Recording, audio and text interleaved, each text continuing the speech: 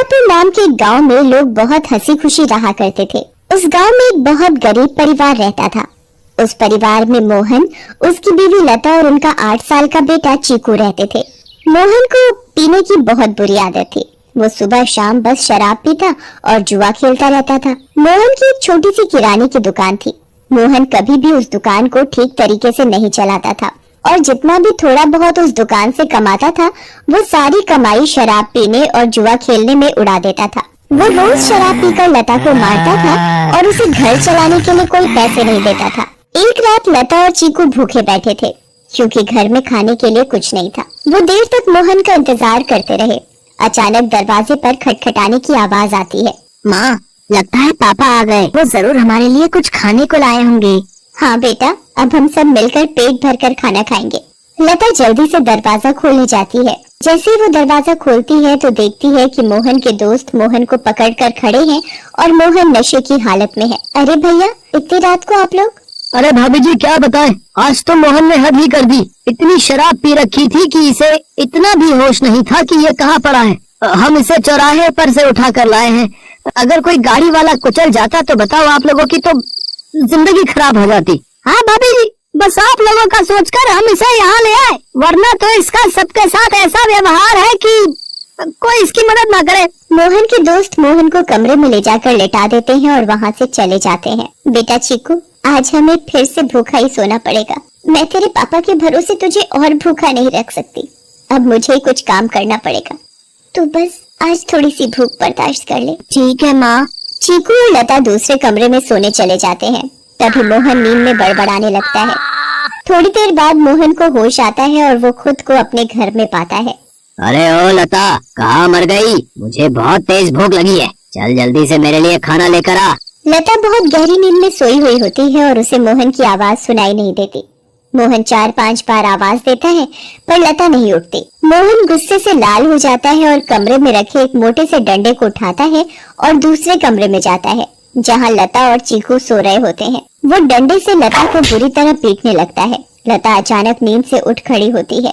बचाओ बचाओ, मुझे मत मारो। मैंने क्या किया? मेरी क्या गलती है जो आप मुझे ऐसे बुरी तरह मार रहे हो? मैं आधे घंटे से आवाज दे रहा हूँ कि मुझे खाना दे दे और तू यहाँ घोड़े बेचकर सो रही है, हैं? ऊपर से मेरे साथ जुबान लड़ा रही है। मोहन लता को बहुत मारता है। आवाज सुनकर चीकू भी नींद से उठ जाता है। वो अपनी माँ को बचाने की बहुत कोशिश करता है पर मोहन किसी की नहीं सुनता और लता को बहुत मारता है। अगली सुबह जब लता उठती है तो उसे बाहर कुछ शोर सुनाई देता है। वो बाहर जाकर देखती है तो लोगों की भीड़ लगी होती है। लता पास जाती है और पूछती है, क्या हुआ रजनी भाभी? अरे तुम्हें नहीं पता क्या? क्या नहीं पता, बताओ क्या हुआ? यही कि चंपा के पति को कल रात एक चुड़ैल उठाकर ले गई। क्या? ये कैसी बातें कर रही हो भाभी आप? चुड़ैल वुड़ैल कुछ नहीं होता। आप भी किसी की बातों पर यकीन कर रहे हो। यकीन कैसे ना हो बहन, मैंने खुद अपनी आंखों से उस भयानक चुड़ैल को देखा है। उसके लंबे बाल, लंबे लंबे नाखून और दांत, उसकी लाल आंखें और डरावना चेहरा मैं कभी नहीं भूल सकती। जब मैं आधी रात को पानी पीने के लिए उठी तो थोड़ी ठंडक लेने के लिए खिड़की पर खड़ी हो गई थी और तभी मैंने देखा कि एक चुड़ैल चंपा के पति को हवा में उड़ाकर ले जा रही है। ऐसी बात है तो हमें संभल कर रहना होगा और शाम होते ही अपने घर की खिड़की दरवाजे बंद करने होंगे। अब बिल्कुल सही कहा लता भाभी आपने। सब अपने घर चले जाते हैं। लता भी काम ढूंढने निकल पड़ती है। वो घर घर जाकर काम मांगती है पर उसे कहीं काम नहीं मिलता। अंधेरा होने लगता है और आखिर में उसे सरपंच मिलता है। क्या हुआ लता? बड़ी परेशान दिख रही है। बस क्या बताऊं सरपंच जी, चीकू के पापा का तो सभी को पता है कि वो ठीक से कमाते तो है नहीं और जो कमाते हैं उसे दारू में उड़ा देते हैं।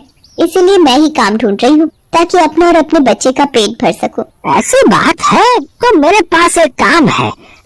मेरी माँ बहुत बड़ी हो गई है और बिल्कुल चल फिर नहीं सकती। मैं उनकी देखभाल के लिए किसी को देख रहा था, पर अगर तुम चाहो तो तुम ये काम कर सकती हो। मैं तुम्हें महीने के 2000 रुपए दूंगा। आपका बहुत बहुत धन्यवाद। बस एक दिक्कत है कि तुम्हें देर रात तक रुकना होगा, जब तक कि वो सो नहीं जाती। मुझे मंजूर है सरपंच जी।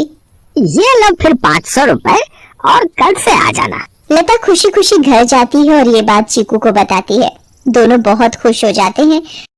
तभी वहाँ मोहन आ जाता है। क्या बात है, किस बात की इतनी खुशी मनाई जा रही है? मुझे उनकी बड़ी माँ का ध्यान रखना होगा, जिसके बदले वो मुझे पूरे 2000 रुपए देंगे। तो कहीं भी जाकर मर, मुझे कोई फर्क नहीं पड़ता, बस मुझे दारू पीने के लिए पैसे मिलने चाहिए। तभी मोहन को लता के हाथ में कुछ पैसे दिखते हैं।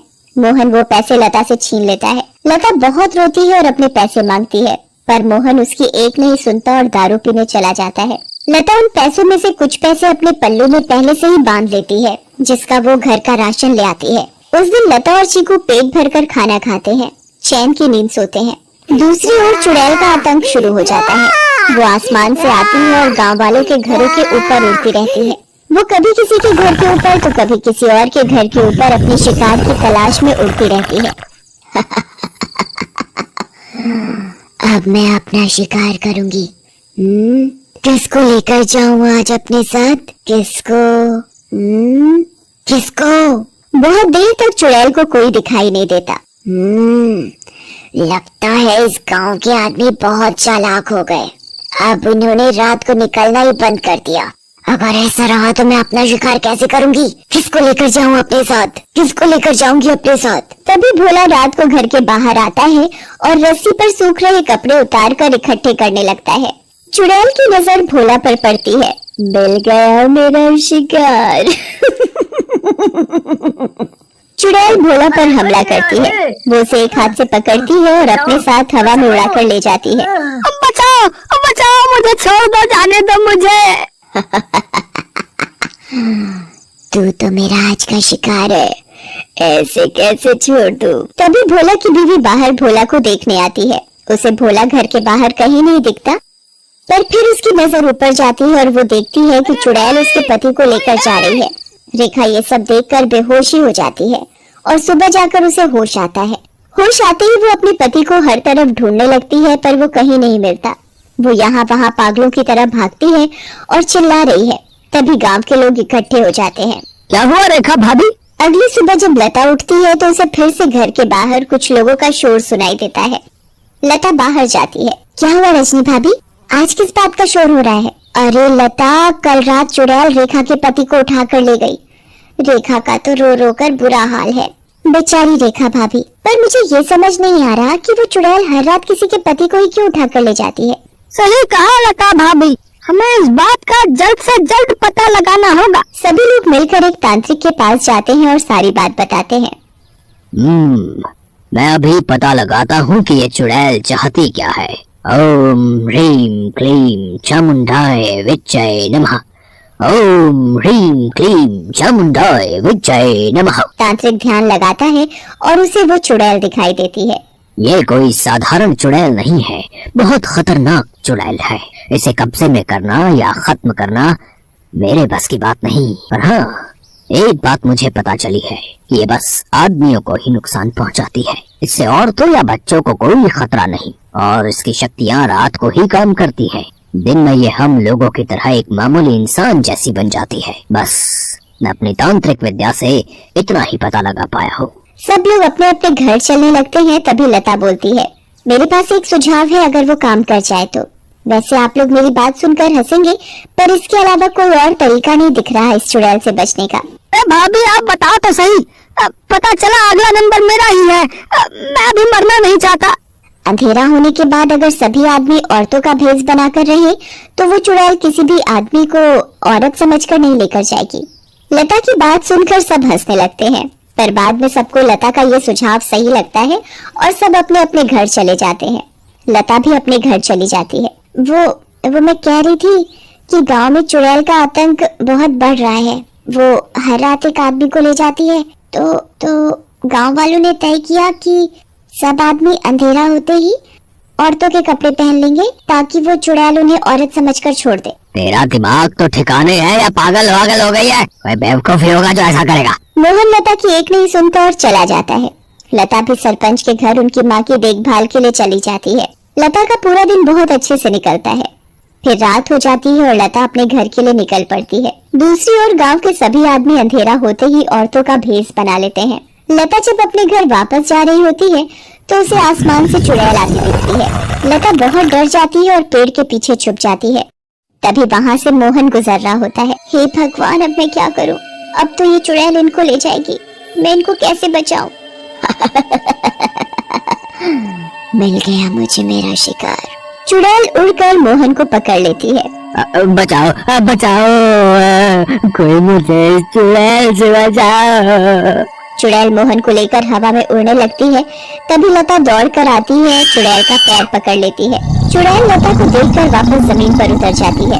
ए पागल औरत, छोड़ मेरा पैर और ले जाने दे मुझे इस आदमी को, ये मेरा शिकार है।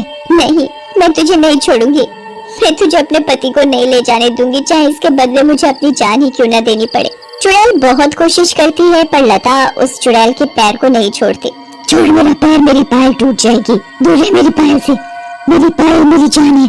इस चुड़ैल को आखिर इतना क्यों प्यार है इस मामूली सी पायल से, और ये ऐसे क्यों बोल रही है? कहीं इस पायल में ही तो इसकी जान नहीं। मुझे इस पायल को तोड़ देना चाहिए।